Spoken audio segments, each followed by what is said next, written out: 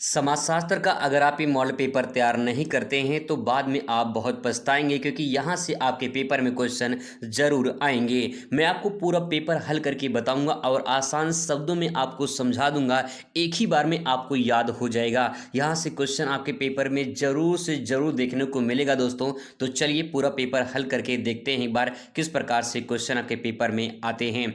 तो सबसे पहले यहाँ पे आप निर्देश वगैरह देख सकते हैं। हम लोग सीधा आ जाते हैं क्वेश्चन आंसर पर और वह विकल्पीय क्वेश्चन से शुरुआत करते हैं।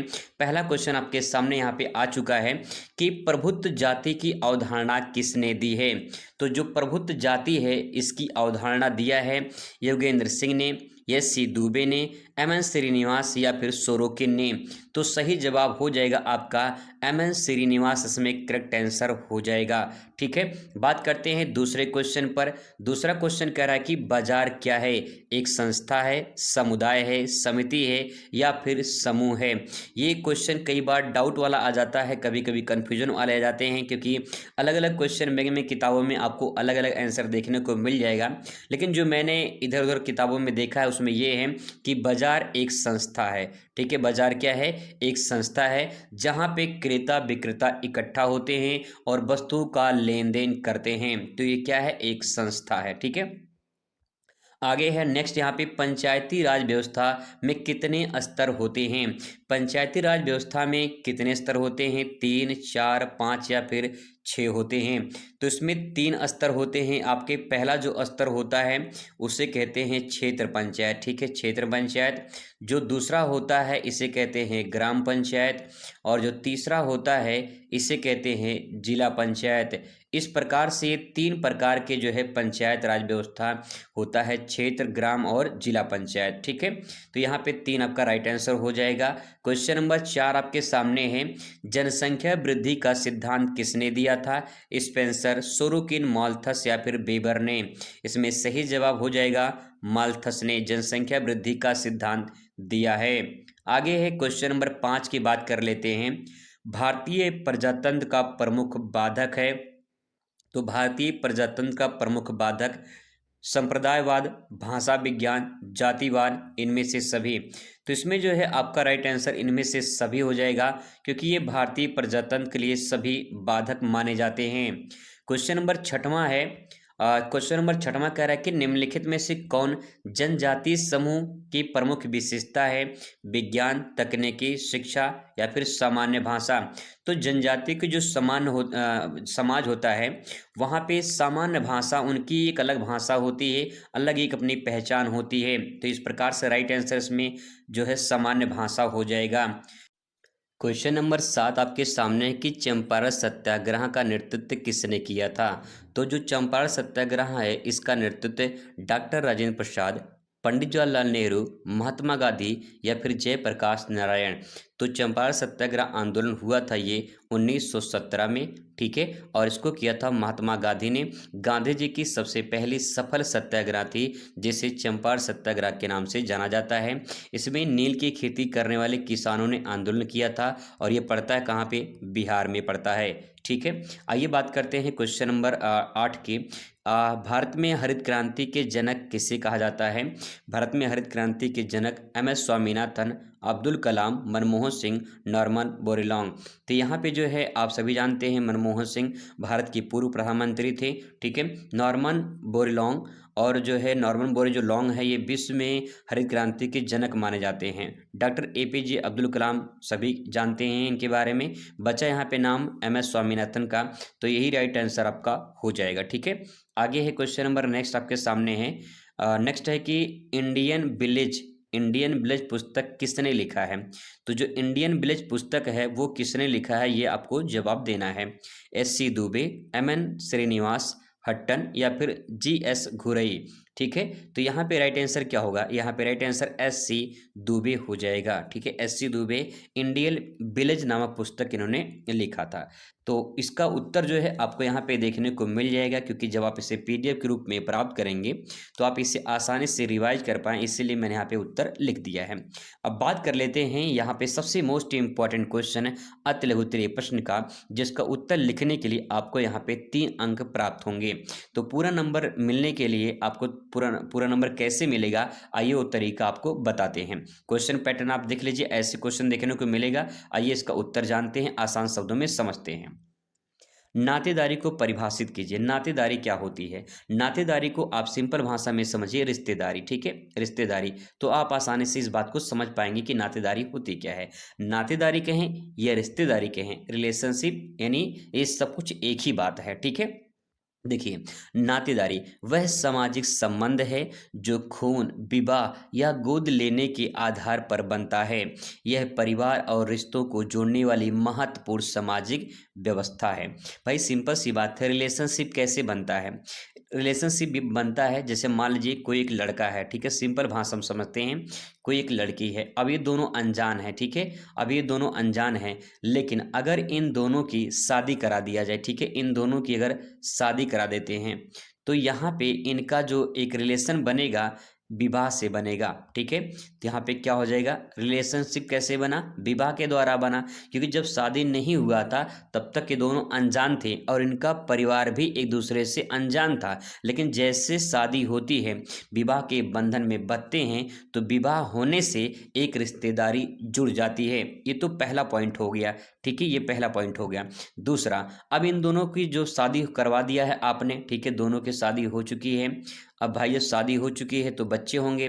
अब यहाँ पे जो बच्चा होगा, ठीक है, ये खून का रिश्ता होगा, ठीक है, क्योंकि ये माँ बनेंगी और ये पिता बनेंगे, और न जाने इनके फैमिली में कितने लोग होंगे, नाना नानी, दादा दादी, चाचा चाची, ये सब रिलेशनशिप बन जाएगा। तो यहाँ पे कैसे बना? इस बच्चे के खून यानी बच्चे के जो जन्म हुआ है उसके आधार पे। तो यहाँ पे देखिए खून, गोद, या फिर जो है कोई गोद ले लेता है तो उससे भी रिलेशनशिप बन जाते हैं। तो इस प्रकार से जो नातेदारी होता है, जो रिलेशनशिप होती है, वो क्या है, एक सामाजिक संबंध होता है जो खून यानी रक्त पर आधारित होता है या विवाह पर आधारित होता है, जिससे रिलेशनशिप बनता है, ठीक है। समझ में आ चुका होगा, बहुत सिंपल है। आगे बात करते हैं, क्वेश्चन नंबर नेक्स्ट है, बाजार व्यवस्था की 3 विशेषताएं बताइए। बाजार क्या होता है? सभी जानते हैं, अपनी जिंदगी में आप बाजार तो गए होंगे, सिंपल भाषा में लिखने हैं। बाजार में क्या होता है, आप सोच के बताइए, बाजार में क्या होता है? बाजार में वस्तुओं और सेवाओं का खरीद प्रोक्ता होती है। ये प्रोक्ता को हटा दें तो यहाँ पे खरीद यानी हम कह सकते हैं कि क्रय विक्रय होती है। सिंपल भाषा में समझ लीजिए, क्रय विक्रय होती है। और क्रय विक्रय का मतलब होता है कि सामान वहाँ पे खरीदे और बेचे जाते हैं। बाजार में यही तो होता है, वस्तुओं और सेवाओं को खरीदना और बेचना, खरीदना बेचना, यही होता है बाजार में। तो सिंपल पॉइंट आप इसको लिख सकते हैं, ठीक है।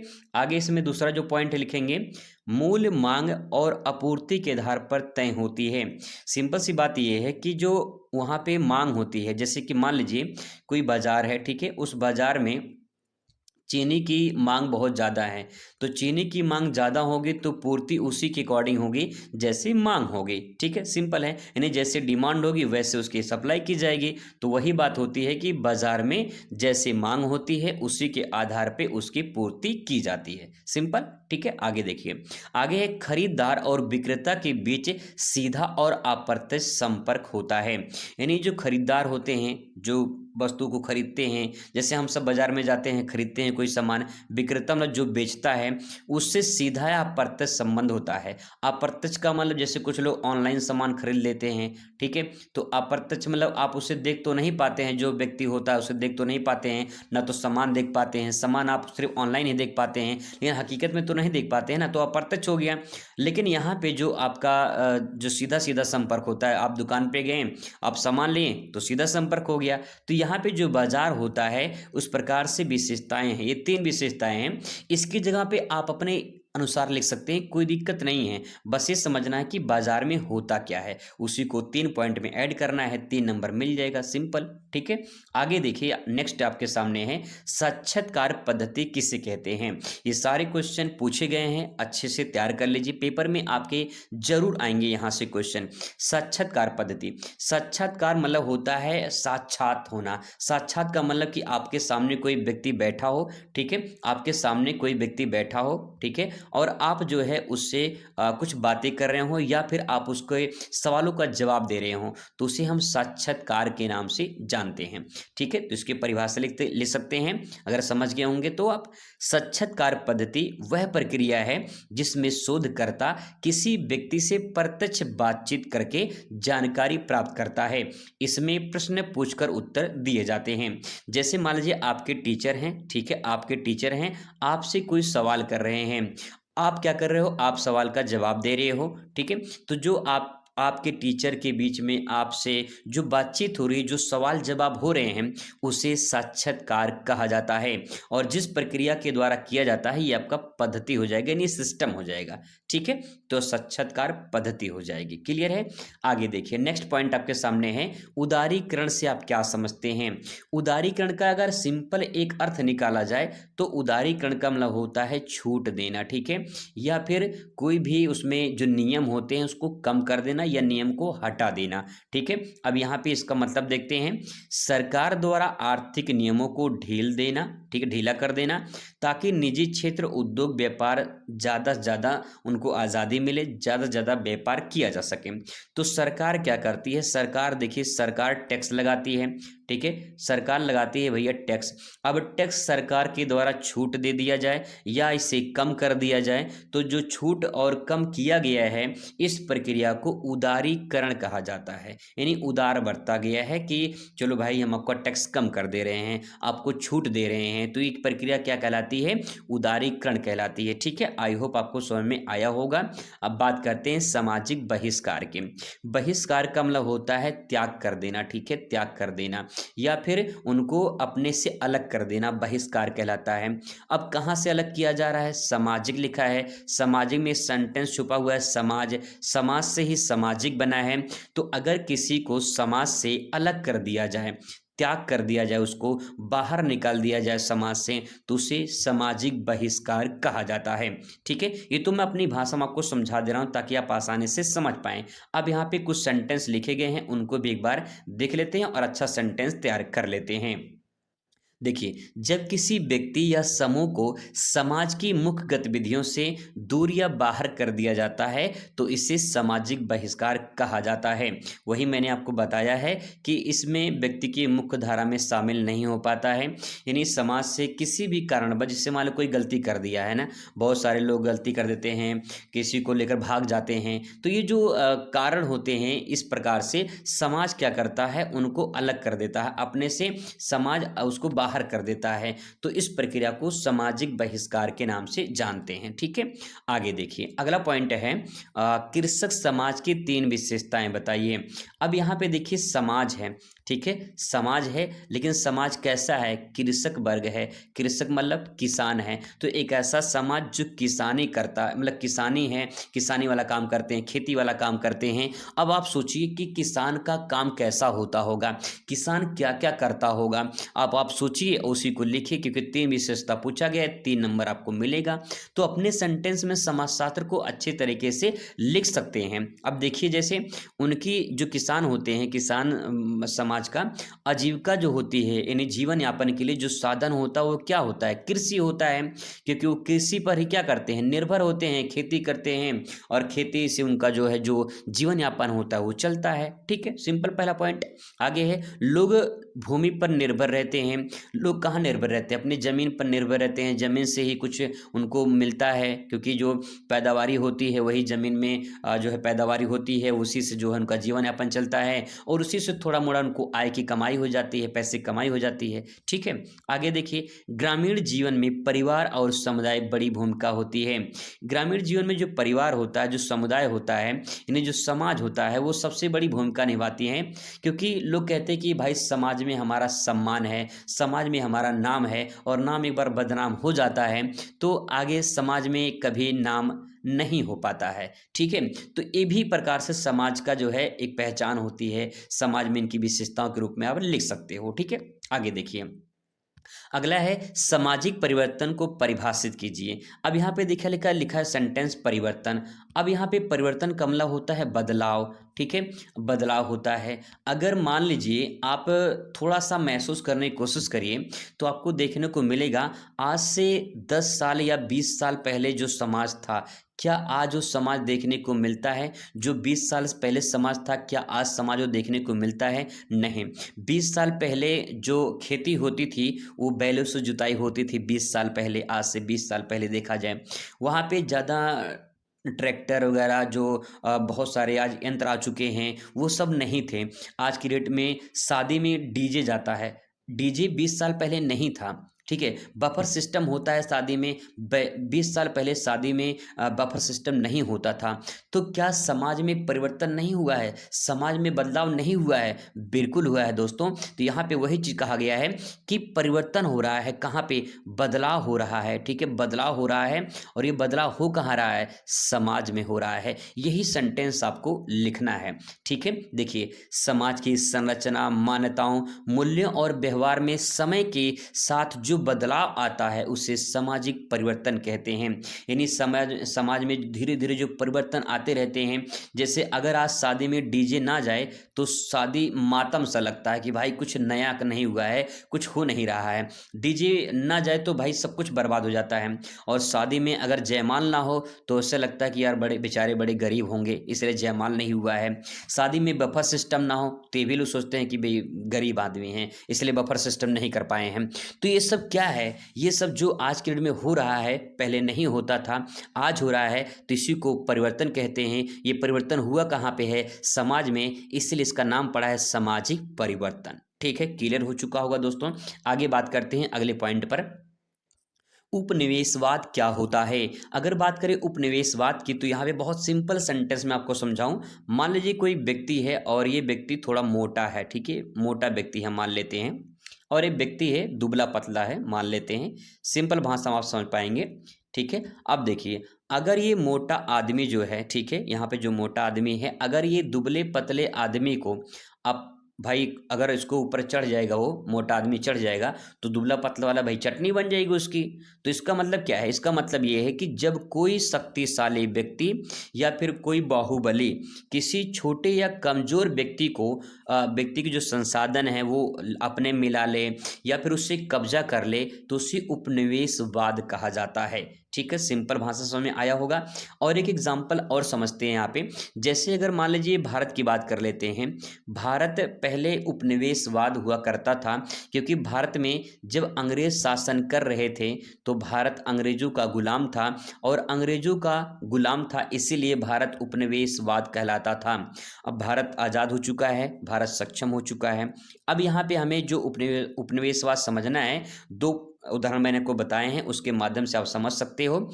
जब कोई शक्तिशाली देश किसी कमजोर देश की राजनीतिक, आर्थिक, सांस्कृतिक रूप से अपने नियंत्रण में ले लेता है तो उसे हम उपनिवेशवाद कहते हैं। ठीक है, यहाँ पे जैसे मैंने आपको बताया कि इससे भारत का कब्जा किसका था? अंग्रेजों का, ब्रिटेन का कब्जा था। ठीक है, तो जो यहाँ पे अंग्रेज थे वो कब्जा किए थे भारत पे। ऐसे ही चीन है, चीन ने भी कब्जा किया है किस पे? तिब्बत पर। तो ये भी एक एग्जाम्पल हो जाएगा, तिब्बत पर चाइना ने कब्जा किया है। तो इस प्रकार से इसे क्या कहते हैं? उपनिवेशवाद कहते हैं। ठीक है, आगे देखिए, अगला सेंटेंस यहाँ पे है भूमंडलीकरण से आप क्या समझते हैं? देखिए, नाम से स्पष्ट लिखा है भूमंडलीकरण, मतलब कि भूमंडल की बात हो रही है, और भूमंडल का मतलब होता है पूरा संसार। ठीक है, पूरा संसार, यानी जब पूरे संसार को एक साथ जोड़ लिया जाए, एक साथ जोड़ लिया जाए तो उसे भूमंडलीकरण कहा जाएगा। अब कैसे जुड़ते होंगे? किसी न किसी चीज़ से जुड़ते होंगे। जैसे मोबाइल फ़ोन है, मोबाइल फ़ोन के द्वारा लोग सऊदी अरब में, दुबई में अपने से बात कर लेते हैं।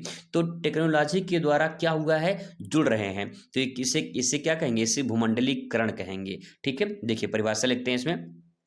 भूमंडलीकरण वह प्रक्रिया है जिसमें विश्व के देश आर्थिक रूप से, सामाजिक रूप से या फिर सांस्कृतिक रूप से एक दूसरे से जुड़ते जा रहे हैं, और इससे वस्तु, सेवा, विचारों को वैश्विक आदान प्रदान बढ़ावा होता है। इसी को भूमंडलीकरण कहा जाता है। ठीक है, तो तीन चीजें हैं, आर्थिक, सामाजिक या सांस्कृतिक रूप से एक दूसरे से जुड़ जाते हैं। इसी जुड़ाव को, इसी लगाव को भूमंडलीकरण के नाम से जाना जाता है। ठीक है।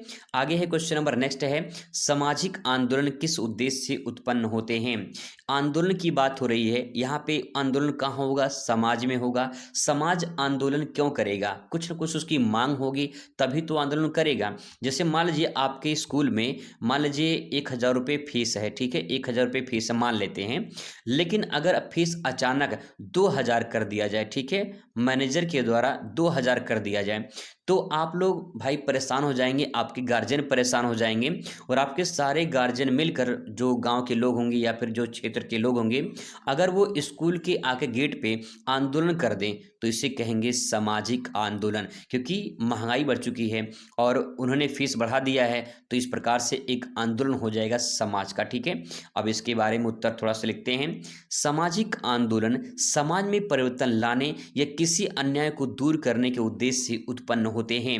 इनका मकसद समाज सुधार करना होता है। तो यहाँ पे कितने सिंपल सेंटेंस में मैंने लिखा है, ऐसे सरल उत्तर आपको किसी किताब में नहीं मिलेंगे, क्योंकि मैंने बहुत ही सोच समझ के इस आंसर को लिखा है।